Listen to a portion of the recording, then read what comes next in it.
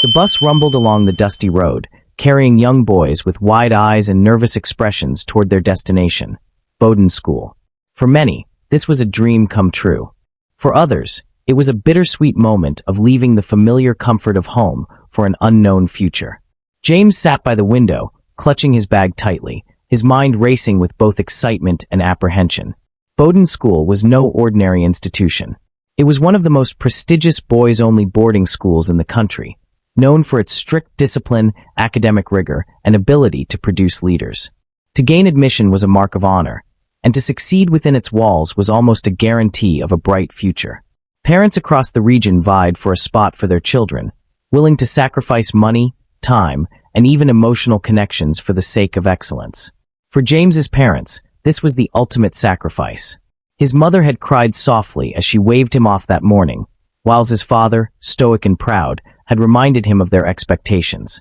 "Remember, James," his father had said, "you're not just going for yourself, you're going for this family. Make us proud." James felt the weight of those words as the school gates came into view. The bus slowed, and the imposing structure loomed ahead. A series of tall, gray buildings surrounded by neatly trimmed hedges and a field that seemed to stretch forever. The boys filed out, clutching their bags and gazing up at the school with awe and trepidation. As the principal, a tall, stern man with sharp glasses, addressed the new students in the assembly hall, James couldn't help but notice the atmosphere. It was one of order, precision, and high expectations. Every word spoken carried the weight of authority. Rules were laid out with no room for negotiation. A lights out by 9 p.m. No visits home except during designated holidays. Respect for seniors and staff was non-negotiable. "Discipline is the backbone of success," the principal declared. "And at Boden, we will shape you into men of character, strength, and vision." The boys were led to their dormitories, long halls lined with rows of neatly arranged bunk beds. James was assigned a bed near the window, sharing his space with 9 other boys who were equally quiet and nervous. Over the next few days, they settled into the routine of Boden, waking up at dawn to the sound of a bell, attending classes with strict teachers who demanded nothing less than perfection, and spending evenings either in the library or on the sports field. At first, James was awed by the system. Everything had a purpose, from the structured timetable to the uniforms that had to be spotless at all times. But as the weeks turned into months, the novelty began to wear off. The school's rigid rules and constant pressure to perform left little room for relaxation or emotional expression. One of the hardest parts was the isolation. Unlike day schools, Boden's boarding system was designed to keep the boys away from distractions, including their families. Letters from home were read in private moments of solitude, but phone calls were rare and heavily monitored. For a whole year, the boys were expected to remain on campus, returning home only for 3 days during the brief midterm break. James missed his parents, his siblings, and even the chaos of his neighborhood.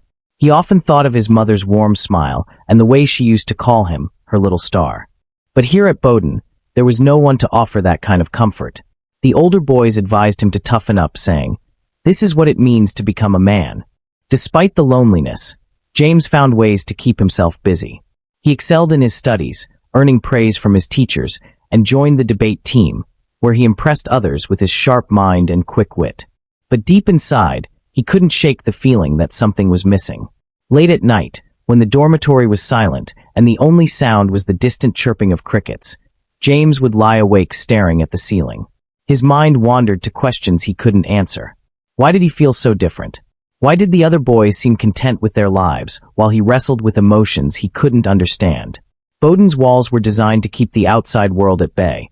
But within those walls, James began to feel trapped, not by the school itself, but by the growing storm inside him. He didn't know it yet, but this was the beginning of a journey that would take him down a path he could never have anticipated. It had been 6 months since James arrived at Boden School, and he was starting to feel the weight of being away from home. At first, the excitement of being in such a respected school had kept him going. But as time passed, the loneliness began to sink in. Every day felt the same. The bell rang at 5 a.m., waking the boys for prayers and morning chores. After that came classes, sports, and study periods. The teachers were strict, and there was no room for fun or relaxation. Even during meals, the boys were expected to eat quickly and quietly. James missed his family deeply. He missed his mother's cooking, his father's advice, and the sound of his younger siblings playing outside. Letters from home came once a month, and though they brought some comfort, they were not enough to fill the emptiness he felt. One evening, while sitting alone on the dormitory steps, James watched the other boys laughing and talking in groups. He wanted to join them, but he didn't know how. Most of the boys had formed close friendships by now, and James felt like an outsider. "I just need to focus on my studies," he told himself. "That's what my parents sent me here for." But the truth was James was struggling. He was doing well in class, but inside, he felt confused and restless. He couldn't explain it, but something was missing. One day, James met Andrew, a senior student who was friendly and outgoing. Andrew was different from the other older boys. He didn't act strict or bossy, and he often joked around with the younger students. "Hey James," Andrew said one afternoon. "Why are you always by yourself? Come and join us." James was surprised but happy to be included. Over time, he and Andrew became friends. Andrew would help him with difficult subjects and give him advice about surviving at Boden. But Andrew also introduced James to things he had never thought about before. Late at night, when the dorm was quiet, Andrew would talk about the secret gatherings some boys held in hidden corners of the school. At first, James didn't believe him. "Why would anyone do that?" James asked. "Because they're bored," Andrew replied. "We're stuck here all year with no girls, no fun. What do you expect?" James laughed nervously, but didn't say anything. He didn't want to get involved, but the idea stayed in his mind. A week later, Andrew invited James to one of these gatherings. James hesitated, but eventually agreed. When he got there, he saw a small group of boys acting in ways that shocked him. At first, he wanted to leave, but curiosity kept him there. That night marked the beginning of a dangerous path for James. He didn't fully understand what he was getting into, but he felt drawn to it. It was something new, something different from the strict rules and boring routine of Boden School. As time went on, James started going to the secret gatherings more often. What began as curiosity turned into a habit. He found himself drawn to the thrill of breaking the rules, even though he knew it was wrong. But things didn't stop there. James began to take risks. Hey, wait a minute.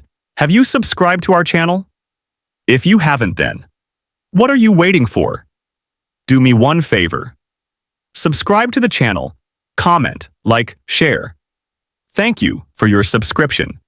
He started targeting younger boys in the school, using his position as a senior student to manipulate them. At first, he told himself it wasn't a big deal, but deep down, he knew he was crossing a line. The guilt ate away at him, but he couldn't stop. He had become addicted to the secret life he was living, even though it was dangerous and wrong. It wasn't long before rumors started spreading. Some boys began avoiding James, whispering about him behind his back. A few even tried to report him, but they were too scared to speak up. One day, a teacher noticed James acting strangely. The teacher, Mr. Ade, was known for being observant and strict. He began watching James closely, paying attention to his behavior. James tried to act normal, but he knew the walls were closing in. The whispers were getting louder, and he felt like everyone was watching him. James knew something was wrong when the school's discipline master, Mr. Ade, called him to the office one morning. His heart pounded in his chest as he walked down the long corridor. He could feel the eyes of his classmates on him, their whispers growing louder. When he entered the office, the principal, Mr. Okonkwo, was already there, his face stern and unyielding. Sitting beside him was the young boy James had last approached, looking nervous but determined. "James," Mr. Okonkwo began, "we have received some troubling accusations against you. This young man has come forward with details that we cannot ignore. What do you have to say?" James tried to deny it at first, insisting that the boy was lying. But the principal pressed further, bringing up other whispers and complaints from other students. Mr. Ade's investigation had uncovered more than James realized. Faced with mounting evidence, James broke down. Tears streamed down his face as he confessed. He admitted everything, from the secret gatherings to his actions with the younger boys. The weight of his actions came crashing down on him, and for the first time, he felt the full extent of his guilt. The school wasted no time.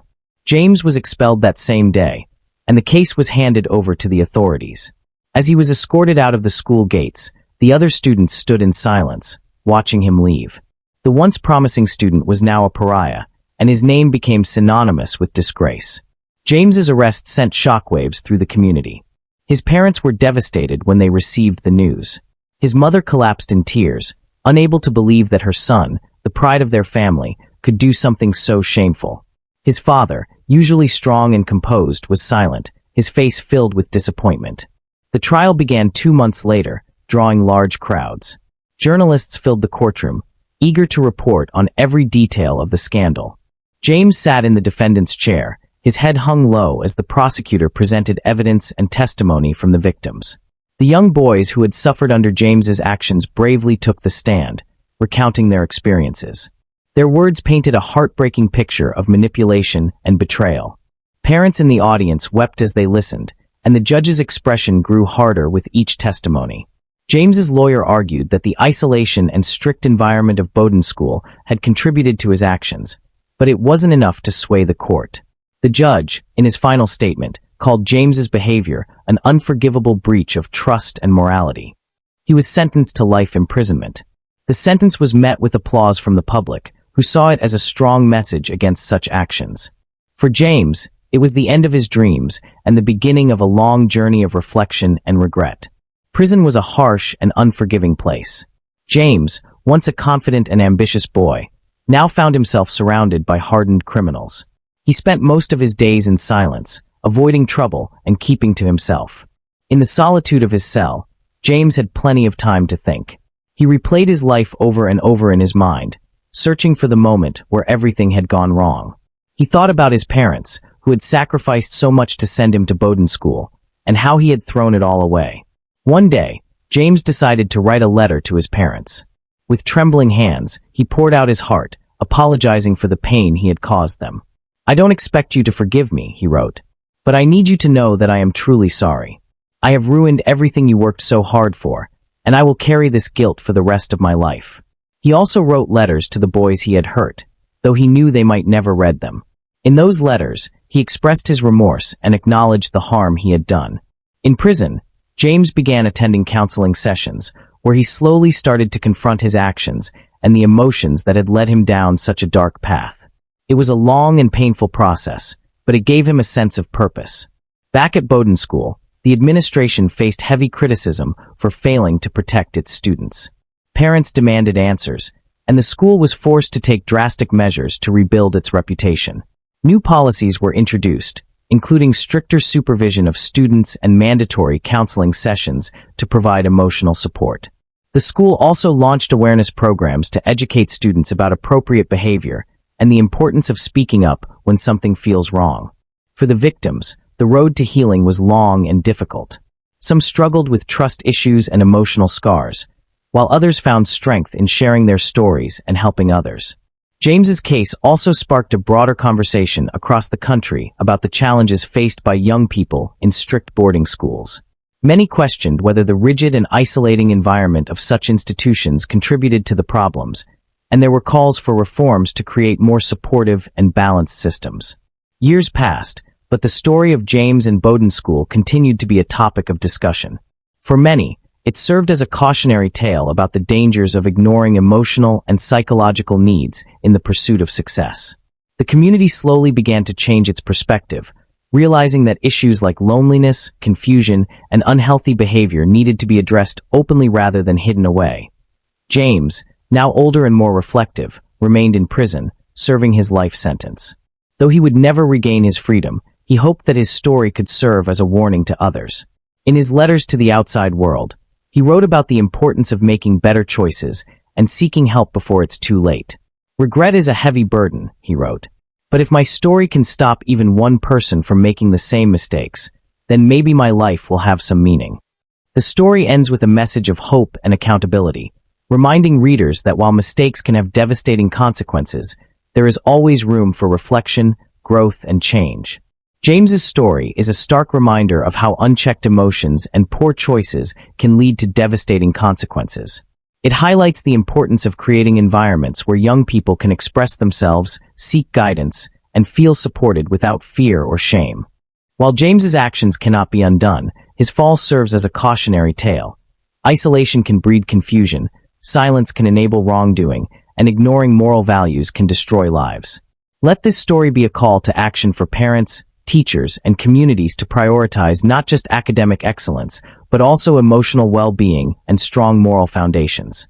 For those who face temptation or feel lost, remember, it's never too late to seek help, make the right choice, and turn away from a path that leads to regret.